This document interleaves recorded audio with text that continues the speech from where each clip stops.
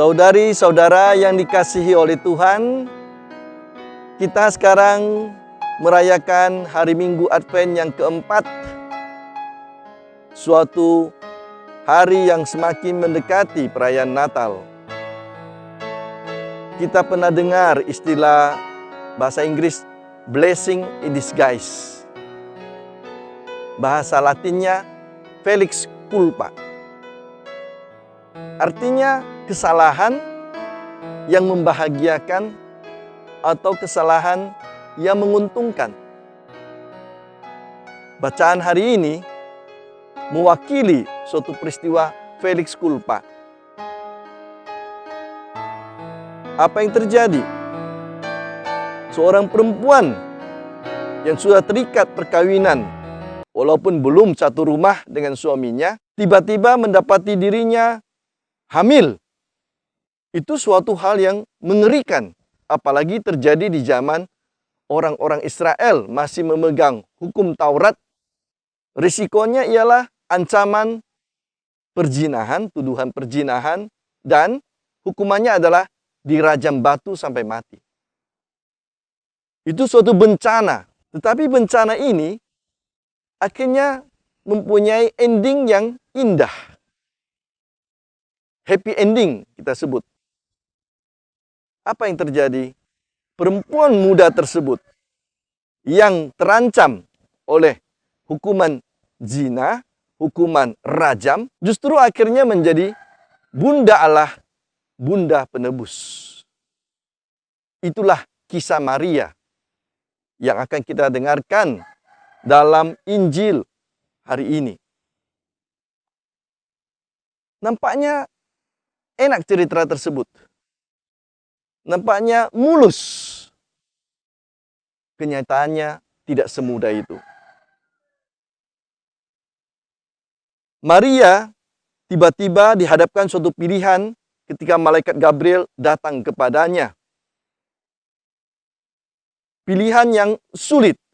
Karena di satu pihak Allah menawarkan kepada dia kesempatan untuk menjadi bunda Allah, tapi di depan dia ada ancaman bahaya maut. Ini suatu hal yang mengerikan bagi seorang perempuan yang tidak punya pendidikan tinggi sama sekali. Masih sangat remaja. Bayangkanlah umur Maria pada saat itu mungkin sekitar 14-15 tahun. Tidak bersekolah. Tidak ada kejadian apapun sebelumnya yang mewakili dan mengawali hal seperti ini. Bahwa seorang perempuan yang sudah menikah, yang belum tinggal bersama suaminya, hamil. Tidak akan ada orang bisa mengerti. Nah, kesulitan Maria dan ketakutan Maria ialah ancaman bahwa Yosef bisa saja mengadili dia depan umum, dan tentu bisa dipastikan Maria akan terbukti berzina dan hukuman mati. Hal kedua, bukan hanya nasib Maria yang dipertaruhkan, nama baik keluarganya, Yoakim dan Anna, akan menjadi aib seumur hidup bagi orang tuanya, bagi keluarganya. Putrinya yang sudah dinikahkan dengan Yusuf ternyata berselingkuh, hamil. Mau kemana nama baik orang tuanya? Ketiga, kesulitan Maria ialah bagaimana Yosef atau Yusuf menerima kenyataan ini. Bagaimana hancur hatinya. Jadi tidak gampang saudara-saudara. Tetapi untunglah Maria dikuatkan oleh satu hal. Bahwa dia akhirnya menerima untuk menjadi bunda penebus. Apa itu? Kerendahan hati Allah. Allah berendah hati turun untuk menawarkan pada Maria melalui malaikat Gabriel, menanyakan kesediaan Maria apakah mau menjadi bunda penebus. Allah yang Maha Kuasa, yang begitu tinggi, begitu agung, masih menanyakan kebebasan Maria, perempuan sederhana, untuk menjadi bunda Allah. Kerendahan hati Allah inilah yang menguatkan hati Maria untuk menerima dengan rendah hati juga dalam iman. Aku ini hamba Tuhan. Terjadilah padaku menurut perkataanmu.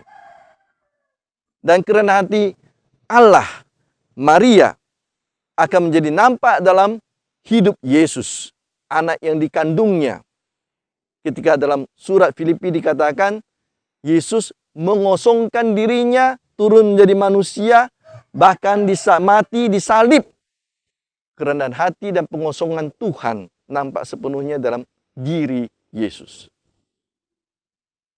Saudara-saudara yang terkasih, perayaan hari ini adalah perayaan kerendahan hati Allah, perayaan kerendahan hati Maria, perayaan kerendahan hati Yesus yang nanti dalam hidupnya akan menunjukkan siapa wajah Allah sesungguhnya, yang didasari pada iman yang percaya sepenuhnya kepada kehendak Tuhan, yang menyerahkan dirinya kepada kehendak Tuhan. Tidak gampang hidup Maria, walaupun sesudah mengandung Yesus menjadi bunda Allah, dia tetap harus berhadapan dengan banyak ketidakmengertian, banyak kesulitan, banyak kesalahpengertian terhadap orang-orang akan diri Yesus. Tetapi Maria menjalaninya dengan penuh kerendahan hati. Aku ini hamba Tuhan, jadilah padaku menurut perkataanmu. Dan itu terbukti Maria menemani Yesus sampai kaki salib di Golgota. Di saat para murid melarikan dirinya, ibunya Maria ada di sana, menguatkan hati putranya yang menderita. Maria yang rendah hati memuji Tuhan. Jiwaku memuliakan Tuhan. Hatiku bersukaria karena arah juru selamatku rela memperhatikan hambanya yang hina ini. Semoga perayaan hari ini sungguh-sungguh mengajar kita untuk berendah hati,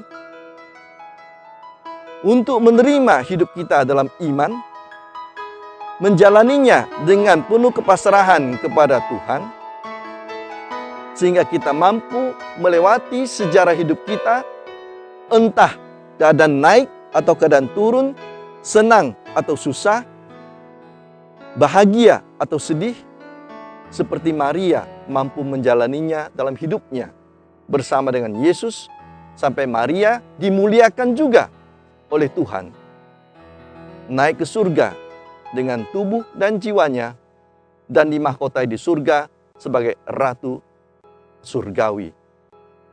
Amin.